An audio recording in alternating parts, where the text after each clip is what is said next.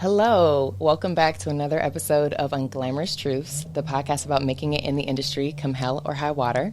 I'm Crystal. I'm Chandra. I'm Amebit. And let's kick off today. Let's get it started. So, y'all, it is a time that I love to purge what's not for you and reset. Honestly, I feel like everywhere in the cosmos, in the world itself, it's giving new chapter, bitch. So we're here. And in this new chapter, I'm really curious about part of saying yes to yourself and embracing who you're becoming is shedding what's no longer serving you. So today I want to talk about saying goodbye to old versions of yourself and especially your artistic self. A great barometer that I like to use in terms of resetting, especially with career, is asking myself, okay, what are you tolerating?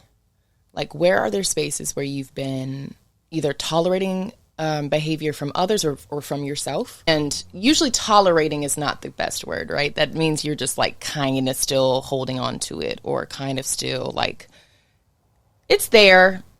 But I haven't dropped it. I haven't dropped it yet. It's kind of almost in a gray zone of like, it's not great. It's not terrible, but it probably can go because it's taking up a room. I know for myself, I have been tolerating within myself kind of like a lack of daily discipline, like as an artist. Mm-hmm. I'm looking at old projects and be like, oh my God, I haven't touched this in a long time. Wow. Months went by. Or I committed these goals for myself for this quarter. Did I accomplish them? I probably could have been more consistent. Mm-hmm. And so I was tolerating a lethargy, honestly, of like, oh, okay, get to it, flow. But sometimes yes, that's the tricky part about being an artist is like our best work comes from flow and being like almost in that feminine flow. But then we have to marry it to a more masculine, like, do it again. Like, you know what I mean? So I asked that question to y'all. Where are there spaces where you feel like you have been tolerating? Yeah, I would probably say, I don't even think this is, you got to sit down. Okay, I don't even think this is a word really, but like a lukewarmness, a lukewarmity.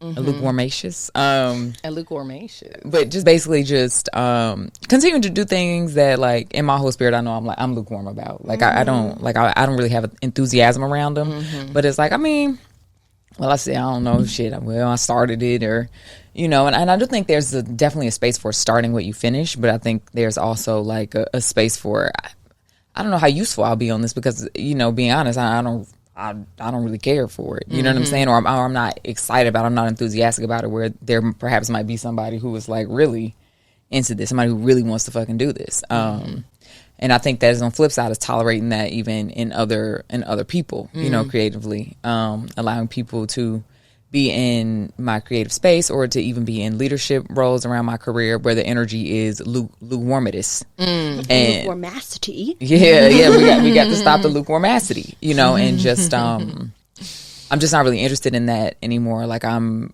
interested in absolute enthusiasm surrounding things. Like I'm interested in a joy around things. I'm interested around a hunger or I want oh my God, I can't wait to get back to that, or oh my God, I can't wait to do this for you. Or, oh my God, I see this for you. So I just want that on all fronts and just not y'all know the words. Mm-hmm. All the different versions of lukewarm now. I don't know if there's areas where I feel like I'm lukewarm or I tolerate lukewarmacity. But what I think you were getting at was like holding yourself accountable for completing the things that you said that you would complete for yourself. And that I can totally resonate with. And again, trying to be real strict with me of like, you said you was going to do this. Well, now you got to carve this time out to do it and hold yourself to that. Yeah. And that's really hard. And prioritizing has become difficult, especially with like so many different things going on and figuring out, okay, well, like, how much longer can I put this to the side while I reprioritize, and at what point can I get back to it? Yeah, again, with all the juggling, it's just like, even if it's like, I am not tolerating in this season a lack of clarity about what I want to focus on, and also communicating if I need to like, if that affects other people. Like, Do y'all use those whiteboards? no. Okay. You know how people don't play with them fucking whiteboards. I and they have know. I think That's it'd be very mostly sterile dudes. to Okay, me. Dudes okay. love a dudes whiteboard. love them. I think everybody in dating nigga love them whiteboards. But you know how they got the big old whiteboard and they write all the shit and they have it broke You're down. And so whatever. right. Men love the whiteboard. They love the whiteboards. It's their Okay, God. I'm curious about whether or not they work. So if you got a whiteboard, if you're a lady with a whiteboard, we love that. But if you're one of those gentlemen at home staring at your big ass whiteboard, could you just write us a DM us? Let us know, does that work? Hey, Unglamorous Truths fam. Guess what? We got merch. You can cop your very own limited edition Unglamorous Truths bucket hat by going to our Instagram or TikTok page and clicking the link in bio. Join our tribe. Anyway, carry on. Workbook. Oh, and you tracking it Things that I need to do. like, is it all micro or also macro things? No, it's like little things, like day to day. Got you. Or like, oh, this week I must do this, and like across my life, like, Yeah. you need to renew your insurance. You need to, Yeah. like, Yeah. Hell you need to make progress on this project. And if there is a macro one, like, I'll beat out like micro. Oh, Because like claro. it'll get Okay. so overwhelming of like, start this project. That's like, okay, Right. let's start where? And like, what's for me, I think about like, what's going to make me feel fulfilled at the end of the day when I look back at this, because I don't want to look Right. at this and feel shame. Right, and look at all the stuff you didn't do today Right. and be like, what did I do? Just shit my way through the day? Yeah. So if I gave myself even one sliver of like, write 3 ideas on this, and then if I do that by the end of the day, like, I feel so pumped. Yeah. And then by the next day, I Yeah. can do even more. That's important to Yeah. break down the tasks Yeah, so yeah. that, it's almost like how in corporate businesses they'll like under promise and over deliver. Like, I think it's important to do that with yourself. So you're not just that's how you beating eat, yourself right? up. Bites. Yeah. Bites. You don't swallow a whole steak. Bite, cut bite, bite. that thing up. Since we're in shedding season, we're releasing our old skins. What older version of your artist self do you feel like you are saying bye-bye to? I can start. I think my version of putting myself first has changed in my approach. So I'm saying goodbye. I'm low-key having an ego death right now. Like, I'm having an ego death where like the how I will get to a certain longer goal is changing. Where like it's much more unglamorous, guys. It's much more unglamorous. Like, it's more like, but it's okay, because like in this season, I know that these are the foundational steps I need to have for my security, for me building the life that I want. Like, I recently, full disclosure, got like a clock in, clock out job. It's been a fascinating Proud of process. you. Thank you. And, I'm somebody else on my time part of the day. And I'm like, woof, what a different life. And yeah, and just corporate and HR-y stuff. And I'm like, ew. But I'm also ready for it. I think I was heavily resistant before. I was like, well, I'll just work harder in this space, or I'll do this. And it's like, now, like, let me remove the ego of me trying to control how something's going to go and just accept what the moment needs.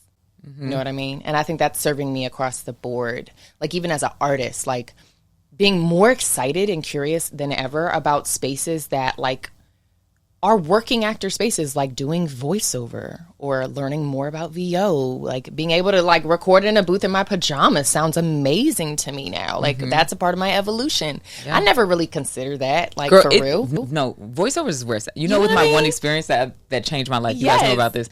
And I wanted to do voiceover forever. I haven't gotten anything else. But that's really the lane. Okay, that's sorry. it. It was so fun. No, that's it. That's all I want to say is like ego death and like allowing new versions of what being an artist and making money, being a working artist looks like, even if it's not what I thought it would have been a few years back. Yeah, I think two things. I think just on a content space, I think I have let go of the gotta be saying something version, where I feel like I will put like such a stress on the messaging, and like I felt like that was like, I don't know, I can't really put it into words, but it was like so heavy that in some ways I feel like it just like overshadowed like the humanity of things in a sense, and I think that's been going on for a while.